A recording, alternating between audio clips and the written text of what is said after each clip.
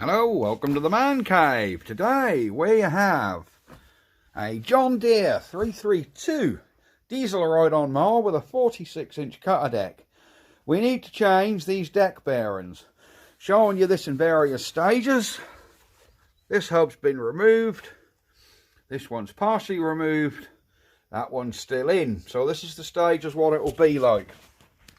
And how it will be is... obviously you'll have a blade on there as well and a nut. So I'm not going to show you how to get the cutter deck off, but I will show you how to change these deck bearings. Here is, take your blade bolt out, take your blade off. You then undo these 3 bolts. If they won't undo, because they're a flat head on the other side of that, they're a flat head with a square. And if they've been on there for years, like these 3 did, or these 6 actually, 6 bolts did, every single one of them turned this side, turned the other side, and wrung the little squares off, and there's no way to hold it with a spanner because they're flat heads. So grind off, you can either use the old lightning torch, or you can do what I did and use a 4.5-inch grinder with a cut disc. Cut the bolts off, this comes out, and then we have to come through the workshop here, where I've got the other 2 on there. Right, here's the old bearings. There's one bearing went in there, another bearing went in the bottom. So you've got a bearing there, and this shaft, this is where your blade bolts on. And that comes up through the bottom, hang on, basically like so, with your bearing right over. And then your woodruff key go in there. There's little woodruff, little half moon shaped woodruff keys here. There you go. In the keyway, pulley goes on, nut goes on, jobbed. But there is, in between the bearings, this spacer which goes over. And that's got to go between your bottom bearing, like so. There's your bottom bearing, and there's your top bearing. If you leave that spacer out, you'll do your nut up to hold this all on, and that will actually put pressure on the bearing and cause them to wear out prematurely. Essential, you put this spacer back in. Absolutely essential. So without any further ado, I'm going to show you how to press these new bearings in. Now when it comes to deck bearings, a little tip. You can go on eBay or whatever and you can find bearings the right size extremely cheap. Extremely cheap, like £3, £4, £5 each. Hang on, readjust, there we go. Top tip, don't do it. It is false economy fitting cheap Chinese bearings. If it's a not quite so stressful job, maybe you'd get away with it. But on something like cutter deck bearings where they're subjected to a hell of a lot of punishment, don't do it. They will last 1 season if you are lucky. Get good bearings. Do not be tempted with the £3, £4, £5 each ones. I mean, a good bearing is going to cost you about £15, £20 each, which these were. Metal seals, not rubber, and they are good quality bearings.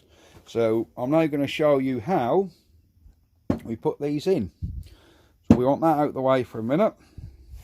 We want this. We've got to clean out this galley where the bearings go. Just wipe him out. Give him a good little clean out, which is essential. So that's one side wiped out.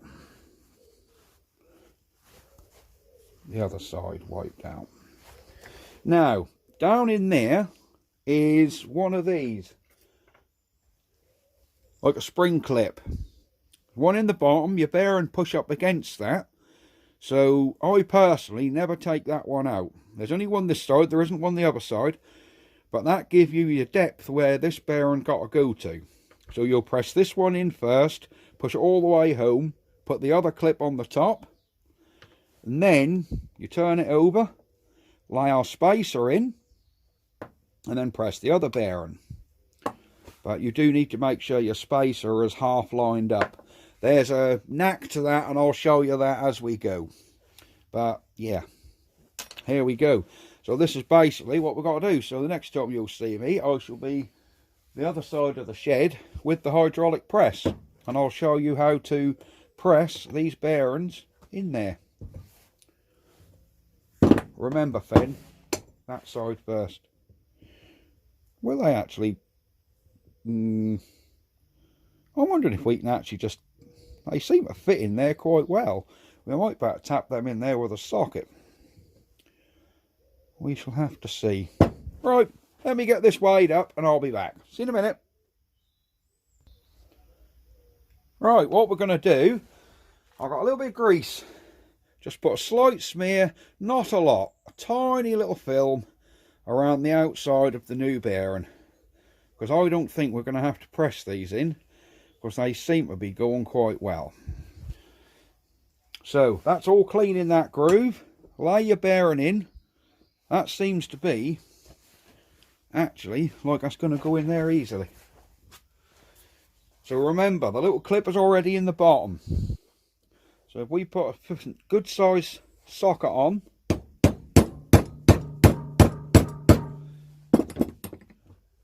now let's get this, see if we can get it home in the vise. Oh yeah, piece of piddle. Right, didn't need a lot of pressing there. So now we've got that there, we want to just tap in this bearing all the way.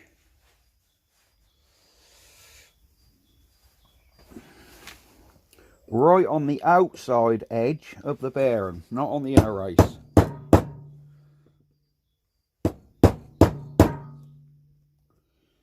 And you'll hear it go rock solid once that's in, so you'll know you got it home.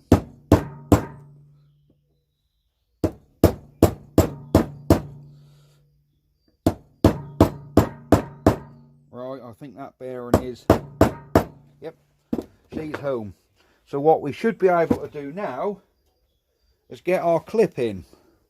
Bear in mind, don't forget we've got to put our spacer in. So we'll replace this spring clip. If I can get it in, I had a screwdriver here somewhere. And typical man cave style, I haven't got it. So we're in the vise now. And we've got our little clip. This is where you're going to catch your fingers, slide off. This might not work first time. But you want to put your screwdriver on your clip. And of course these aren't, well, you can't do these with circlip pliers, because they don't have the little hole on. These are just spring clips. And they're very, very tight to get back in. But they do go. Come on, come on. That's half in.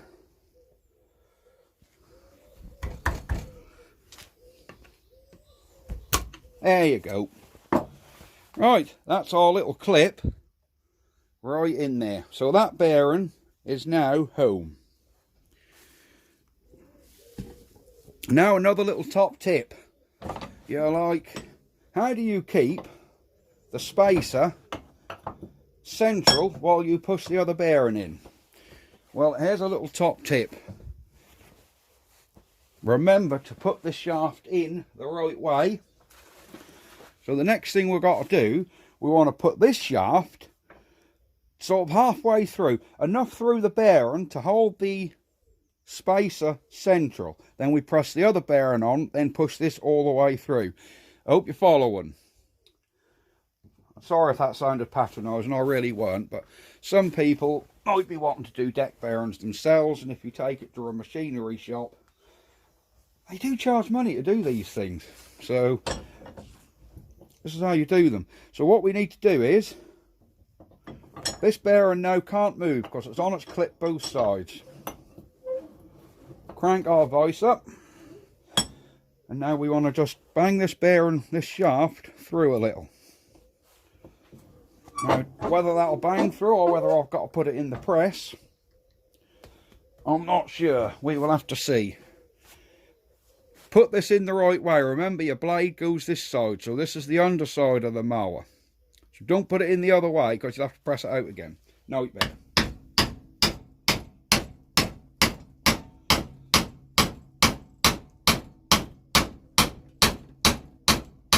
Right, she's going. How far are we through? Just through. Oh, whether you can see that in there. We're just about through. We're certainly enough to hold that spacer. I think actually I am going to. I'm not going to hit this too much, so I don't want to damage that where you can't get the blade back on. So let's go and get this in the press and just push that through another inch. Right, we're back round where the press is. We have our spacer, we have our new bearing, and we have our hydraulic press.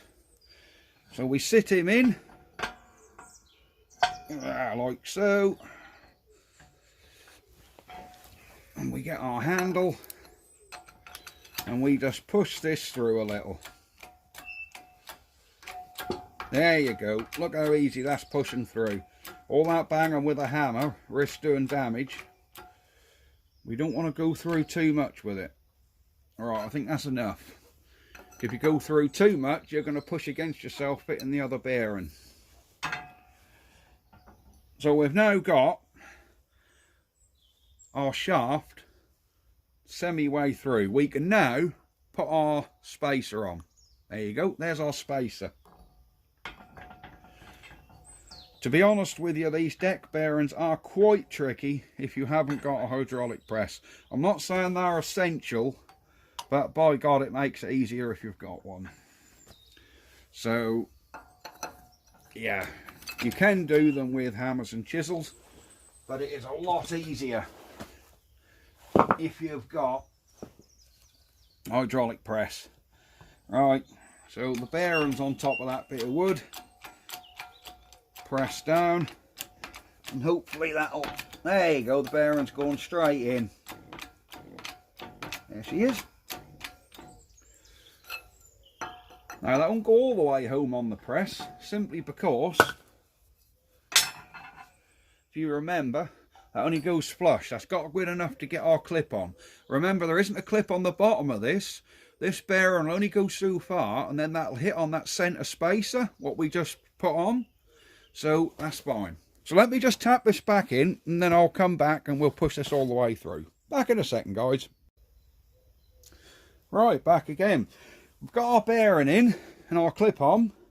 So all we've got to do now is push this all the way through. Now what we don't want to do, if you just lie it in there and push it, yes, it'll push it through, but it's going to be putting a lot of stress on the centre of that bearing again. So we want to try and get it so we can actually support the inner race of the bearing, which we can. But I'm going to have to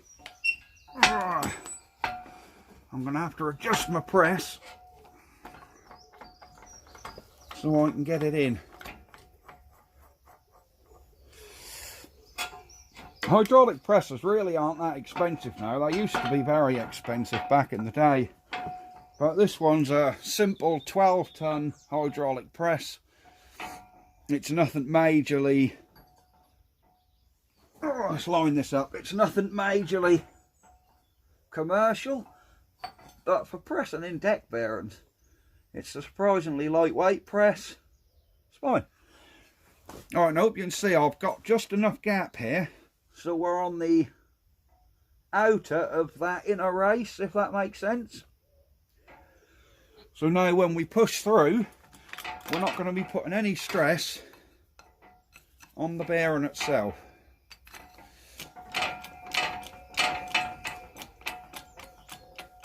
So let's push him all the way through. Come on girl. You'll know if you've snagged up and gone wrong, because all of a sudden that'll go like pressing rock. That should go through nice and fluidly.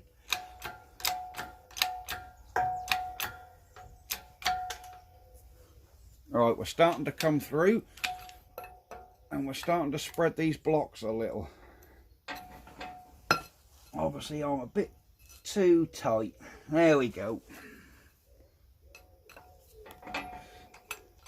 So we can now push this all the way home. We're now going through both them bearings and out the other side.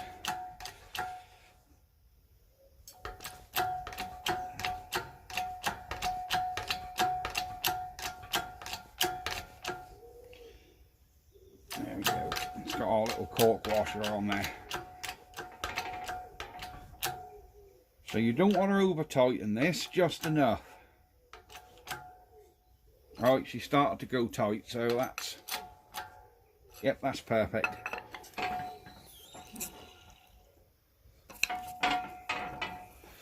There we have it. They are deck bearings changed on one hub. Bolted back on the mower, woodruff key on, pulley on, nut on, job done. I'm not going to show you doing the other one because it's, well, you've just seen me do this. So we don't need to, you don't need to see me do the smaller one. The only difference between this, which is the centre hub, and the other one is this one's taller. So this one's got a wider spacer. The other one has just got a more narrower spacer. That's all. But same principle. And there we have our John Deere hub with nice new deck bearings fitted. So, 2 more hubs to go, the 2 outer ones. See, there's the middle one, as you can see, and here's our outer one. We've got 2 outer ones which are a lot narrower, and the spacer for them is just this tiny little piece here. It's got a lot narrower spacer. So, right, hope you guys enjoyed this. Sorry I don't edit my videos a lot, but I like to show you the whole process, because there's nothing worse than watching a how-to video and the bit what someone thinks is simple that I've edited out, and you're like, well, I want to see how you did that bit. So I've showed you doing the whole thing. So yeah, thank you very much for watching. Time for a cold snack, and I will see you on the next video. So it's bye-bye from the man cave, and bye-bye from this monstrosity. William, you're probably watching this. That's all more I'm doing. Take note, old mate. Right, just in case the owner's watching the video, which no doubt he will, because I know he follows my channel. Right, ta-da for now. Bye-bye.